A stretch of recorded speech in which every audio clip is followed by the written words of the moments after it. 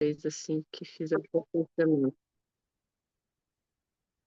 Bom, uma vez que já deu o horário, a gente vai iniciar e quem perdeu o comecinho pode assistir depois a gravação. Bom, então hoje o tema é cirurgia torácica. Então, cirurgia torácica não vai ser em todos os hospitais que vocês vão encontrar, acredito que só o Agarran esteja operando, mas tem várias particularidades, né? Várias patologias dentro da parte torácica. Então, dentro da cirurgia torácica, eu vou me ater a algumas coisas que eu puxei para limitar o tema mesmo, senão a aula ia ficar muito chata, muito extensa.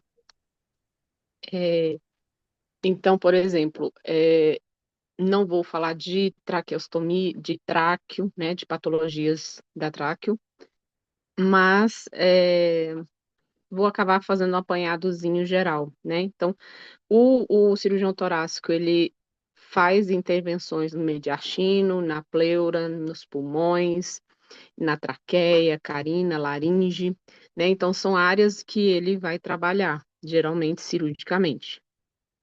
Hoje nós vamos ver alguns aspectos históricos, porque só, assim, tardiamente a gente teve uma evolução na cirurgia torácica, e isso se advém de algumas patologias, né, que ocorreram depois, mais tardiamente, né, porque, de uma forma geral, as grandes evoluções dentro do processo cirúrgico, elas se deram nas grandes, né, nas Primeira e Segunda Guerra Mundial, né, mas algumas outras especialidades não foi tão assim, e aí vem de acordo com as patologias. Nós vamos ver só um plano de cuidados rápido, porque a gente tem que se atentar àquilo, mas eu estou apenas direcionando esse plano para o centro cirúrgico, tá? E ali não tão direcionado ao pós-operatório. Alguns instrumentos que a gente utiliza quando a cirurgia é de peito aberto. É, diferente hoje, nós já temos uma inovação muito grande, já tem alguns anos que a maioria das cirurgias, é, sempre que possível, obviamente, elas são feitas por vídeo, né, da cirurgia torácica, e agora nós temos a robótica que está iniciando com tudo. Mas já de uns 10, 15 anos atrás, as cirurgias exclusivas de cirurgia torácica, por exemplo, lá no Hospital de Base, elas são realizadas na sala inteligente, que a gente chama, que é onde tem todos os aparelhos de vídeo para fazer um acesso menos invasivo, né? Os procedimentos endoscópicos que envolvem a parte da cirurgia torácica e as cirurgias de pulmão. Então, me ative mais a parte pulmonar, né? Então, historicamente, né, nós temos os primeiros relatos foram sobre drenagem de empiema, isso relacionado a abscessos pulmonares e a tratamento de feridas pulmonares, que geralmente vem das pneumonias, né? Então, a pneumonia é que vai resultar num derrame pleural, esse derrame pleural não é drenado adequadamente ou impossibilitado de ser drenado de uma forma mais efetiva, ele se torna um abscesso pulmonar e daí nós temos então os empiemas, né? Milton descreveu também a questão da cirurgia de pulmão já em 1823, né, devido a um problema de trauma, né, a um trauma torácico. E logo em seguida, na mesma década, nós tivemos o advento da tuberculose, né? E foi aí que nós tivemos, então, a maioria da evolução dos procedimentos em cirurgia torácica. Então, procedimentos que envolveram a toracoplastia, as drenagens, as lavagens é, pleurais, né? E depois é que surgiu a parte endoscópica, né? Em 1913, que nós tivemos, então, Jacobeus, que foi o precursor do toracoscópio. E hoje nós já temos, assim como na cirurgia torácica, a parte endoscópica bem já definida, né? Então, só lembrando que nós temos no nosso tórax ele é protegido, né? E ele tem uma caixa que protege todos os órgãos vitais, né? Que é formada pelo externo e pelas cartilagens costais, né? Lateralmente nós temos 12 pares de costelas e posteriormente também 12 vértebras torácicas. Qualquer trauma nessa região, ele impede um funcionamento harmônico da respiração, né? Então, só o próprio trauma sem lesão já gera uma alteração respiratória. Se houver trauma com lesão, fratura de arco costal, ele fica totalmente descompensado. E muitas vezes, prejudicando esse esforço, essa necessidade respiratória, que é uma necessidade básica, né? É, inicia então uma insuficiência respiratória só por esse desequilíbrio pós-trauma. O externo tem muitos casos em que há necessidade, tanto por infecção quanto por outros procedimentos a nível de caixa torácica, ser removido, né? Em vários casos não é feita uma reposição de prótese, em outros é feita uma prótese do externo. Então, tudo isso, no momento em que o paciente respira, que é algo que não pode ser parado, causa dor, causa instabilidade no momento e coordenação respiratória. Então, é um procedimento que envolve, né, uma harmonia de todos os órgãos ali dentro da caixa torácica, assim como a intactidade, né, a permanência intacta daqueles arcos costais. No dorso, nós temos ainda a região escapular, que aumenta a proteção na parte do dorso. Além disso, nós temos vários feixes de músculos, né, que recobrem os arcos costais, tanto na via anterior quanto na via posterior. Uma parte muscular bem trabalhada, ela impede, às vezes, até o trauma ou fratura da parte óssea nessa região do tórax. E o pulmão, né? Então, ele pode ter patologias que envolvem a traqueia, os brônquios, é, os pulmões, né? Tanto nos três lobos à direita quanto nos dois lobos à esquerda, e também as patologias que envolvem as pleuras, né? Ou parede torácica, também pode haver tumorações de costela, parede torácica, né? Mas é muito comum, talvez o mais comum, seria então, dentro dessa parte de parede torácica e pleura, seriam as disfunções dentro da pleura, né? Que envolvem o quê? O derrame pleural, né? Então, o líquido normal que a gente tem entre as duas pleuras, a pleura parietal e a pleura visceral, é de 0,2 ml de líquido por quilo de peso. Ou seja, se existe um trauma a nível de pulmão, ocorre um desequilíbrio e uma drenagem aumentada de líquido para as pleuras. E isso muitas vezes pode ser em virtude de um sangramento, em virtude de um trauma espontâneo e ser ar, né? Que faz com que haja uma compressão desse pulmão. Uma vez ocorrendo essa compressão, o paciente começa a ter sintomas, né? Que envolvem o mecanismo respiratório, né? Pode, dependendo do quadro agudo, pode evoluir para uma insuficiência respiratória grave e de forma bem rápida, né? E aí a gente chama de lesões de risco, né? E quando nós temos algumas horas após esse trauma, nós temos um potencial de agravamento, mas já não é tão imediato, né? Então, num trauma, se houver uma lesão mais grave, há uma suspensão imediata da respiração. Então, o que que a gente precisa ver no intraoperatório? Se lembrar dessa questão respiratória, né? Então, a via respiratória precisa estar desobstruída, então, por isso a gente tem que ter muita atenção à questão da desobstrução ineficaz dessa via aérea. Tem dificuldade para respirar, ela vem por oclusão, ela vem por mecanismo descompensado por trauma, ela vem por compressão pulmonar devido a um hemotórax, um pneumotórax, né? Qual é a origem disso? E isso faz com que o paciente tenha uma alteração no padrão respiratório, inicia uma cianose, mudança da frequência respiratória, presença de ruídos adventícios e até mesmo diminuição dos sons respiratórios, né?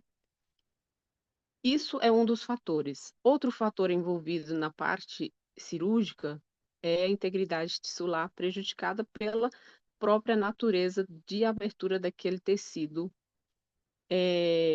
tissular.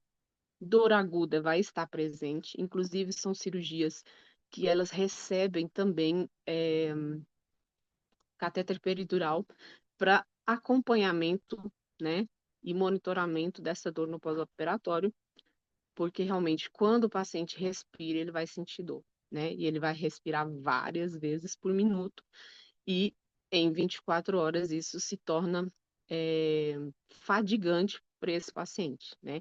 Então, a dor tem que ser bem estabilizada e dessa forma o paciente, muitos deles saem com catéter peridural por até 72 horas. O risco de uma lesão por posicionamento, visto que tem cirurgias que demoram bastante, né? Principalmente aquelas que envolvem traqueia, né? O risco da integridade da pele prejudicada, justamente associado a esse risco de lesão por posicionamento, e não menos importante, o risco de infecção que ele está inerente a cada paciente que esteja internado numa instituição hospitalar. Nisso, o que eu tenho além de um paciente normal que eu iria olhar dentro de um centro cirúrgico? Eu tenho que ter de fácil acesso, né, uma forma de ter resultados laboratoriais rápidos, ter disponível tubo de luz dupla, né, porque muitas vezes há necessidade de ventilar apenas um pulmão, né, e às vezes fazer uma oscilação entre essa ventilação. Então, eu tenho que ter acesso de material respiratório específico para um paciente de acordo com o tipo de procedimento que for realizado, ter um acesso próximo de um gasômetro e, obviamente, manter uma monitorização completa, além de ter um bom acesso e rápido à parte respiratória, a intubação desse paciente. Porque é um paciente que realmente ele vai ter, que vai precisar de uma atenção maior à parte respiratória pelas intervenções que são realizadas. Bom, para o paciente chegar no centro cirúrgico é feito todo um diagnóstico. Dentro desse diagnóstico, vários procedimentos são realizados. Por exemplo, uma broncoscopia, uma laringoscopia, e para isso é necessário ter alguns instrumentos específicos. Então, precisa ter um broncoscópio. Ele pode ser rígido ou pode ser flexível, tem essas duas possibilidades. Hoje a gente usa muito mais o flexível, né? O mediastinascópio, que isso é feito em centro cirúrgico, e o toroscópio também. O uso de lasers é bem comum, além de todos aqueles materiais de acessório, iluminador que precisa para conectar nesses aparelhos, né? Material para coleta de amostras, né? Então, o paciente muitas vezes faz várias amostras para poder se constatar ou diagnosticar alguma patologia. Então, aqui é só para vocês verem. Hoje nós já temos um acesso mais restrito. Obviamente, ainda são usados, né? Que são os telescópios rígidos, né? E as pinças. Mas o que a gente mais usa hoje em dia é o flexível, né? Mediastinoscópio de Carlins, ele é um dos mais usados quando há uma necessidade de peito aberto, de abertura desse procedimento cirúrgico. Mas, igual eu falei, hoje em dia, a maioria das cirurgias, elas são feitas, né, com material mesmo de vídeo, né, onde é feito 4 pontos de apoio e um assistido para poder visualizar o procedimento. Aqui é só a foto do broncoscópio flexível e hoje nós já temos vários modelos de pinça que podem passar por aí para fazer higiene brônquia e biópsias das diversas formas. Bom, um dos procedimentos cirúrgicos envolve a toracotomia, né, a abertura do tórax. Aqui eu listei algumas das pinças quando é feito com o tórax aberto, tá? Mas entra a mesma condição, né? Hoje nós já fazemos basicamente com material de vídeo, né? A maioria das cirurgias. Quando há necessidade de abertura de campo, né? As posições podem ser posterolateral, né? Anterolateral, para poder ter um acesso melhor àquele pulmão, né? Nessas posições pode ser feita a pneumectomia, pode ser fazendo só uma ressecção segmentar, pode ser uma ressecção em cunha, depende do que é que vai ser feito no procedimento. Pode ser uma decorticação. Uma vez trabalhado e diagnosticado exatamente o acesso que precisa ter, né, é feita a forma, o posicionamento. O posicionamento é importante que a gente veja, porque muitas vezes a dor do paciente no pós-operatório, ela vem do posicionamento cirúrgico, né? Então, peito aberto faz igual a cirurgia cardíaca de peito aberto, né? A dor desse paciente vai ser a mesma, né? Por ter cortado o tórax. O que não deixa de acontecer num paciente que é de cirurgia torácica é o sistema de drenagem, né? Ele pode ser um sistema simples, sem aspiração, ou pode ter uma conexão com aspiração, né? Então, na maioria dos casos, o paciente no pós-operatório sai com a drenagem de tórax. Uma vez isso acontecendo, é necessário que a gente esteja atento que essa drenagem funcione, esteja viável, né, em funcionamento. Por quê? Porque é através dela que nós vamos ter, então, a reexpansão desse pulmão. Caso isso não esteja acontecendo, vai ocorrer, então, uma redução dessa ventilação alveolar e a hipóxia, né? E aí entra em falência respiratória também.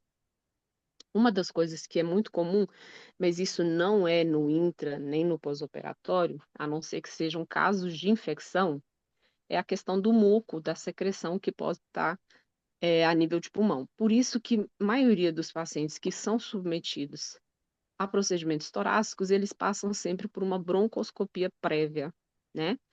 Para que seja estudado a parte traqueal e bronquiolar, né? E até se observe se tem um corpo estranho em algum desses brônquios. Incrivelmente, eu não lembro mais o ano, mas nós já tivemos um paciente que ele tinha um osso de galinha em brônquio. Então, como já tinha muitos anos, o que que aconteceu? Ele encapsulou e ele virou uma massa. Então, o paciente estava com um estadiamento para uma massa pulmonar. Quando foi removido, era um osso de galinha. Como ele fez isso, ninguém sabe, mas ficou alguns anos ali até ele se tornar aquela massa, né? Pode ocorrer também um pneumotórax fechado, simples ou hipertensivo, ou até mesmo que a gente chama de espontâneo, né? Isso envolve algumas patologias de base dos pacientes, né? Mas de uma forma geral, o pneumotórax e o hemotórax, eles advêm de trauma, né? E as múltiplas lesões costais, né? Que então geram esse movimento paradoxal que tornam uma incoordenação respiratória, causando essa insuficiência respiratória. Então, são indicativos para drenagem pleural, né? O sistema de drenagem, né? Então, o sistema de drenagem ele pode ser por uma pressão expiratória positiva, por uma simples gravidade ou com o auxílio de uma aspiração. Isso vai depender do quê?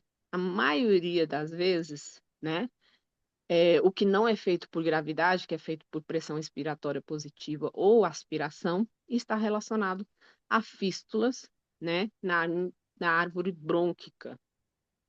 Então, nesses casos, mesmo fístulas que ocorrem ali no procedimento cirúrgico por uma necessidade de remoção de tecido das pleuras, pode ocorrer, então, essas fístulas.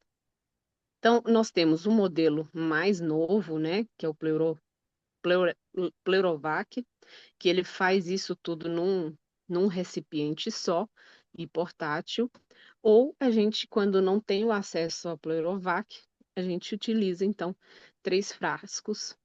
Por quê? Porque um está ligado ao paciente e vai cair a drenagem da secreção. O segundo é a força com que vai ser feita essa extração. Geralmente a gente põe em 20 milímetros de Hg. E é, o primeiro frasco, que é o que vem em contato com o respirador, né? É um pouco mais trabalhoso, mas funciona muito bem. Uma coisa que a gente tem que estar atento, e até porque hoje a maioria dessas drenagens elas são de silicone, essas conexões são de silicone, é a gente observar ainda dentro do centro cirúrgico como que está, né, a conexão. Então, é importante que haja uma introdução completa da conexão, tá? Não deve ser envolvida de forma total, porque aí você não sabe se ele desconectou e ele precisa manter uma pressão positiva. E, no caso aqui, pode ser feito com visualização da conexão, com esparadrapo, ou então com é, aqueles clamps de fechar o carrinho mesmo, né? Então, tem que ser fácil. Esse aqui não dá certo, porque escorrega, o silicone escorrega com uma facilidade maior e vai entrar ar. Aí o paciente que estava tendo só um hemotórax pós-operatório, ele vai fazer um pneumotórax por entrada de ar sem que ninguém tenha percebido que teve uma desconexão. Nos procedimentos endoscópicos, né, nós temos a broncoscopia, que ela tanto compõe no arsenal de um diagnóstico, ou ela pode já interferir e fazer a terapêutica, né? Nesses casos, vai ser para determinar lesões que estejam na árvore traqueobrônquica, né? Ou suspeita de carcinoma, né? Que aí vai ter um aspirado, vai ser feita essa coleta do aspirado e mandado para biópsia. Na broncoscopia rígida, ela é mais utilizada quando o paciente já tem uns sintomas pulmonares, tosse persistente, sibilos, hemoptise, alguma obstrução, né? Associado, claro, a uma alteração radiológica. E isso é, é muito comum, essa hemoptise, né? No caso de uma bronquiectasia, da tuberculose e do carcinoma, né? A broncoscopia flexível, ela é o segundo plano, ou seja, se não foi conseguido alcançar na broncoscopia rígida, é feita a broncoscopia flexível, né? Mas hoje depende, além disso, do broncoscopista, né? Da habilidade dele em fazer isso ou rígido ou flexível, né? A mediastinoscopia, ela vai permitir o quê? Uma visualização direta e possível biópsia de linfonodos, né? E ali também nos tumores de junção traqueobrônquica. Isso ocorre sempre antes de ser o paciente submetido ao procedimento exploratório, né? Principalmente no caso aqui do câncer de pulmão. A toracoscopia, ela vai ser indicada para doenças de pleura ou em condições pleurais, como cistos, bolhas, os derrames pleurais. No caso da toracoscopia, pode ser realizado, né, durante o procedimento, uma pleurodese, né, com instilação de talco ou tetraciclina entre as pleuras, que vai causar uma irritação e uma inflamação, mas que essa inflamação vai fazer com que essas pleuras se colabem, né? A intenção é essa, né? Nem sempre dá certo.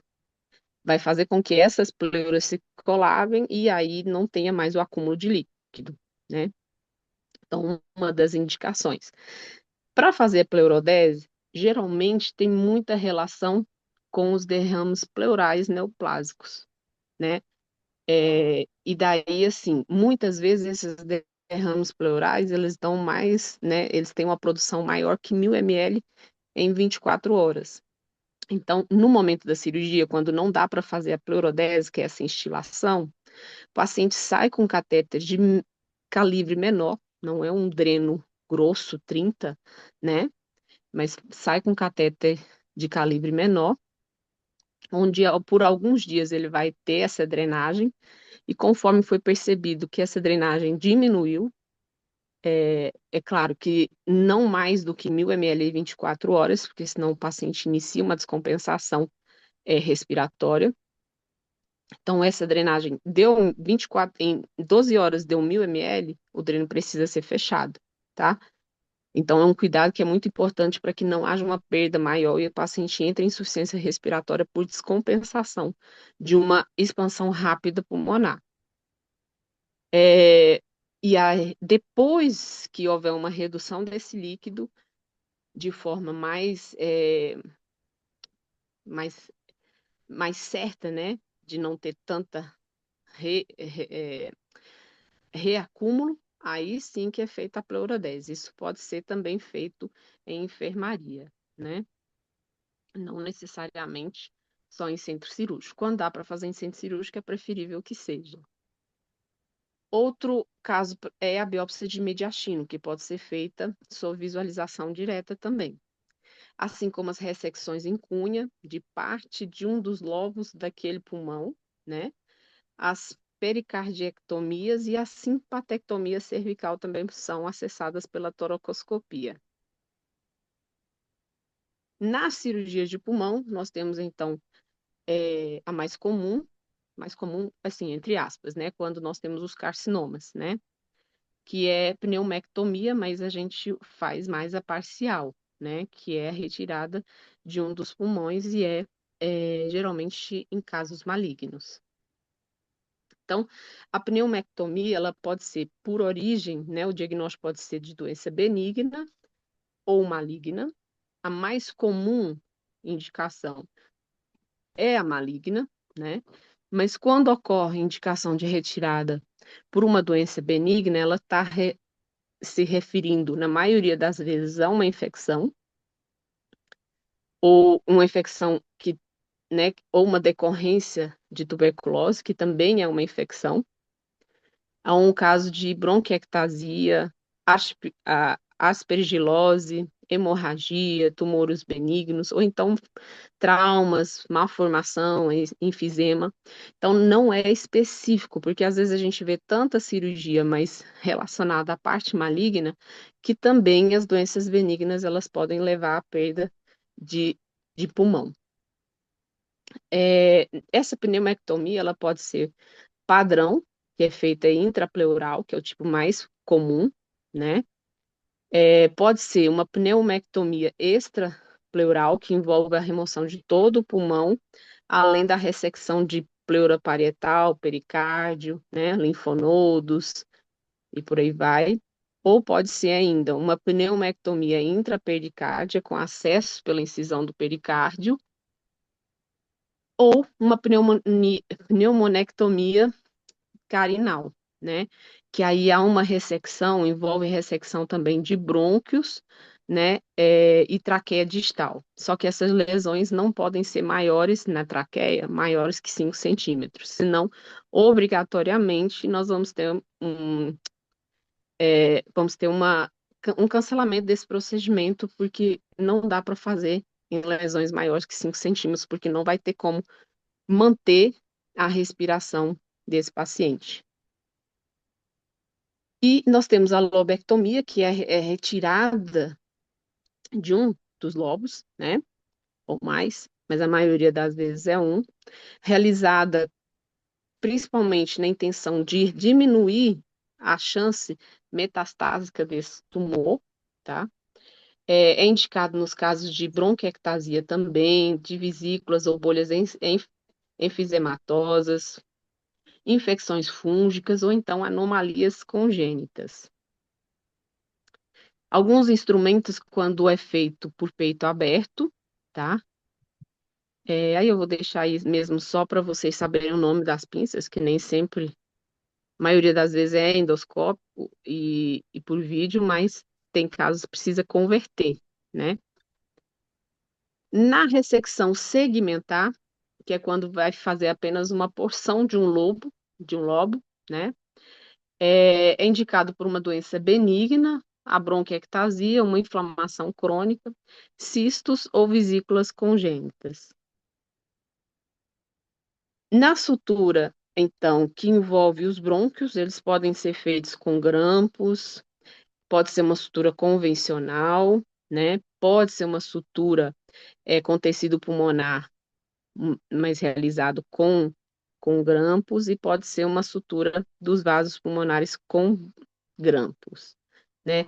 É, então, assim, o acesso, para acessar um dos brônquios, eu preciso, em muitos casos, ter uma suspensão temporária e rápida ali para que haja uma coaptação direitinha daquela ressecção.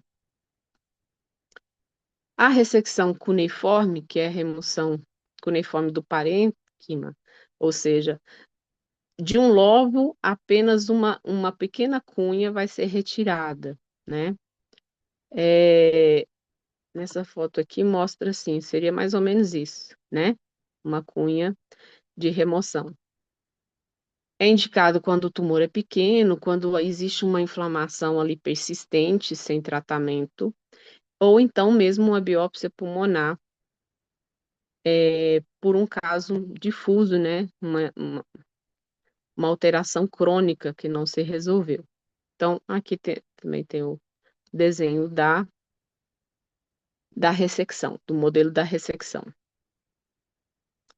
E a biópsia de pulmão? A maioria das vezes que precisa abrir, ir para o centro cirúrgico, é porque teve falha pelo método de agulha, né?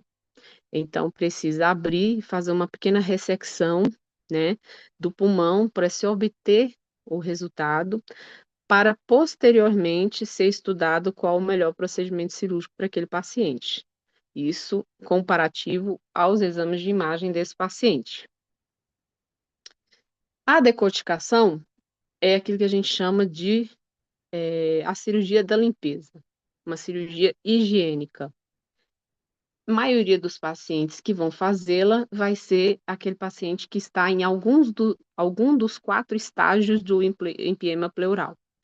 Na maioria das vezes, no segundo e terceiro estágio. Primeiro estágio do empiema é a drenagem pleural apenas.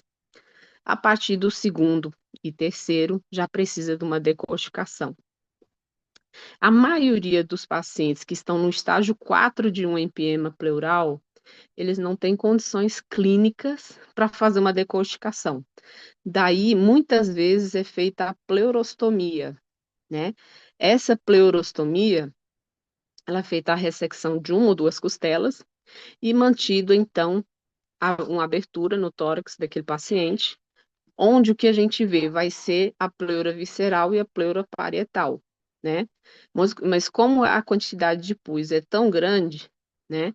Inicia lavagens e irrigações naquela área aberta, até que tenha um controle e ela começa a contrair e se resolver, né?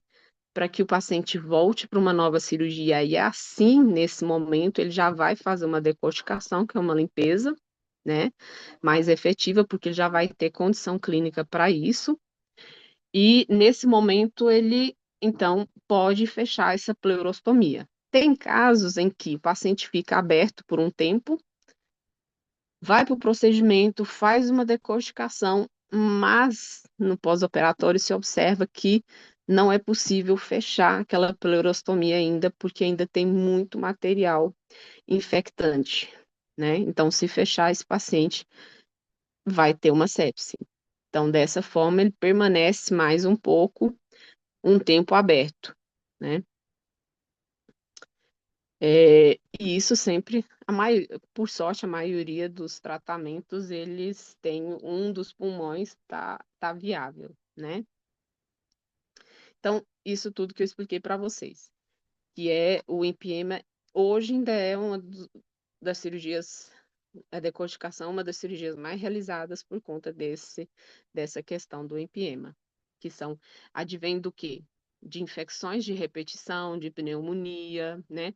De drenagens pleurais pós-trauma não efetivas, né? Uma das coisas que pode acontecer de evoluir para empiema é, por exemplo, os traumas torácicos com múltiplas fraturas, que foi drenado, mas não teve uma drenagem é, ativa porque o paciente tinha dificuldade de mobilidade, porque na drenagem pleural é obrigatório o paciente deambular muito para poder ter uma drenagem mais efetiva. E nesses casos, como é pus, não se associa à aspiração. Por quê? Porque tem uma inflamação presente e pode fistulizar, né? É por isso. A toracostomia aberta, né? Geralmente é uma ressecção costal parcial, através de uma incisão de toracotomia aberta para permitir, então, a cicatrização e uma reinsuflação daquele pulmão, né? Na fechada, nós vamos ter inserção desse dreno, né, no espaço intercostal, e vai ser por drenagem fechada, geralmente decorrente de um pneumotórax espontâneo, de um hemotórax traumático, de um derrame pleural ou do próprio empiema agudo. E o derrame pleural, né, maligno, né, geralmente também é feito, então, o uso de um agente esclerosante. No base, a gente usava muito o talco, né? Mas depois a gente não conseguiu mais esterilizar os talcos e daí ficou mais na tetraciclina mesmo. Outras patologias que a gente tem na parte torácica é a descompensação do desfiladeiro torácico, que é uma síndrome que ocorre uma compressão dos vasos no plexo braquial, né? Então, às vezes, o que que acontece? Quando o paciente faz algum movimento do braço e vira o pescoço no mesmo tempo, ele pode ter uma compressão muito mais forte que causa, então, essa descompressão da síndrome do desfiladeiro, essa compressão da síndrome do desfiladeiro torácico, né? É, ela vem oriunda de uma alteração congênita, né? Ou pode ser também por um trauma recente, né? De ter modificado o posicionamento dos vasos ali junto com a primeira costela. Pode ser feita uma remoção parcial dessa costela ou total para resolver essa síndrome. Na excisão de uma lesão de mediastino, né, a intenção é remover a lesão, né? Geralmente, as lesões que são removidas têm a ver com hidroma cístico, os timomas, linfoma ou tumor neurogênico. O timoma tem uma patologia imune, autoimune, que leva ao crescimento do timo de forma desordenada, tornando ele, causando pressões em estruturas vitais pulmonares, o que torna ele desnecessário. Daí é feita essa remoção do timo. E além disso, nós temos a parte que envolve a caixa torácica, né? Que são as correções de deformidade da caixa torácica. Que aí tem o pectus scavum, né? Que é o tórax sem funil, onde tem uma depressão profunda, ou então, né, o pectus carinatum, que é o peito de pombo, né? Tem pessoas que corrigem isso mais cedo, né? O ideal é que seja ainda na adolescência, pela facilidade de mobilidade ainda da caixa torácica, né? E, por fim, o transplante de pulmão, que hoje já é uma realidade, né? Uma realidade desde 1980 que existem transplantes pulmonares, sejam simples ou duplos, né? E geralmente são em pacientes com doenças pulmonares progressivas, né? Dificilmente são pacientes com lesões malignas, né? Daí essa importância. O paciente precisa ter condição de fazer sem que haja um acometimento de piora desse pulmão. O que eu queria trazer para vocês é isso. Eu não trouxe nada de traqueostomia, porque as aulas que eu tinha antes, para eu dar uma aula de cirurgia torácica, eu tinha que dividir em duas. Mas assim, eu acredito que o que vocês vão ver na prática vai contemplar mais essa parte de traqueostomia, esses acessos respiratórios que vocês vão passar em UTI, né? Então fica mais fácil de vocês entenderem isso. Alguma dúvida? Podem colocar no chat.